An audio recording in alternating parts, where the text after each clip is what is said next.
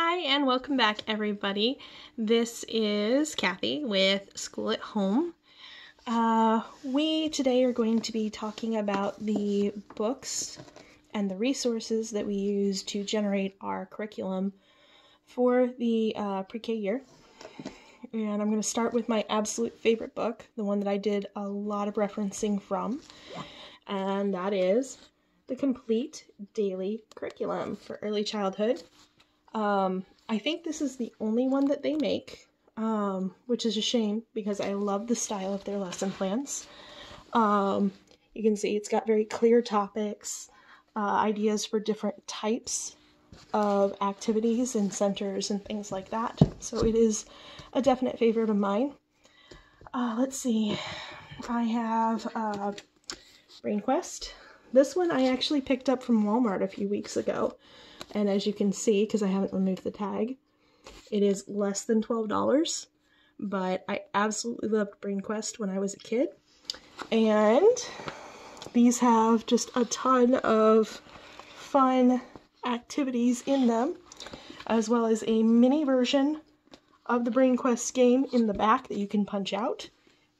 And because you've bought this, you can go online and absolutely for free, you can go to the BrainQuest website and get additional stuff off of that. So I've been drawing a little bit for activities and stuff like that from BrainQuest. Yay! Now, I know I'm saying a lot. This is kind of nervous for me. Another thing that I've done is I've started doing sign language with my kids, and we're going to be formally starting to learn a bit about sign language.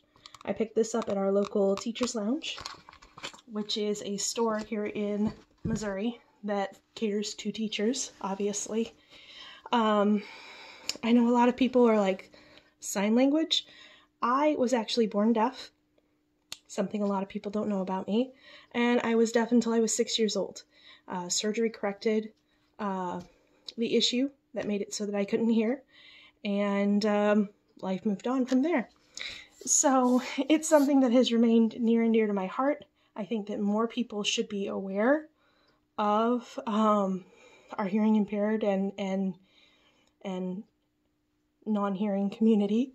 And I think that honestly it should just be something as a matter of course, just to be conversant, to be able to say please, thank you, to fingerspell, to generally give an idea so that you can communicate with them is just, we should just be doing it anyway. But if you don't agree, just exclude that part of my lesson plan from yours, and there you go. There's a few other books that I really enjoyed. This is Telling Stories Together, and I know this is a very 80s, 90s cover. It's an older version of this book. Let's see, but you can see these are participation stories. So that's kind of fun. And so what you do is you walk them through the stories and they make like sounds, they get up and they do movement, etc. This is just a great fun thing to have as an additional resource, but I'll be using it in my lesson plans. So if you can't find this, no big deal, just use mine. And of course, this is a little bit more advanced.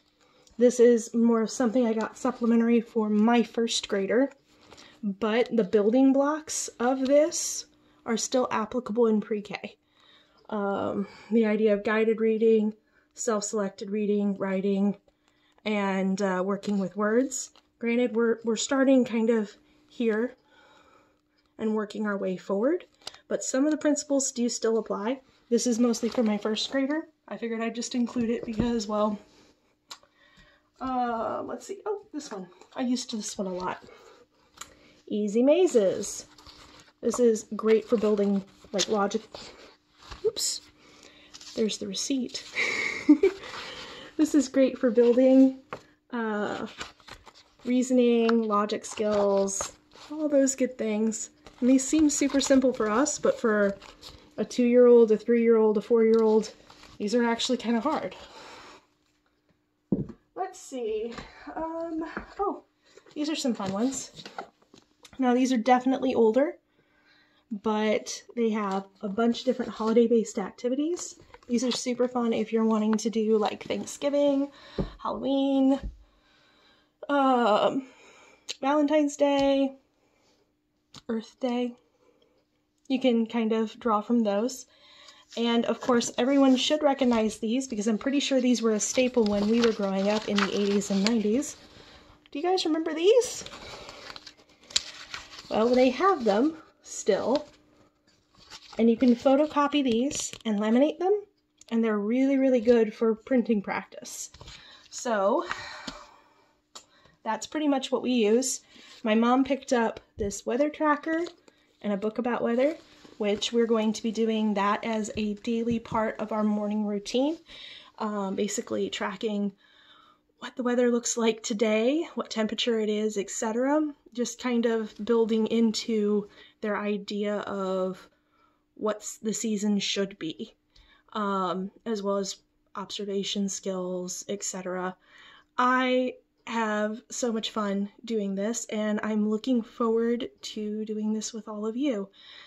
Granted, I am super nervous, so bear with me, and if you have some comments, ways that I can improve, next video is going to be coming up shortly, where I move into classroom materials from the very, very simple setup to a more elaborate setup, like something that I have. For instance, I am a little bit overboard, as you can probably tell. So just, you don't need a huge fancy setup to do schooling at home. You can, absolutely, more the merrier, but you don't need one.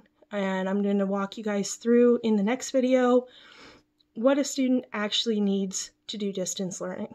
All right, thanks. Bye.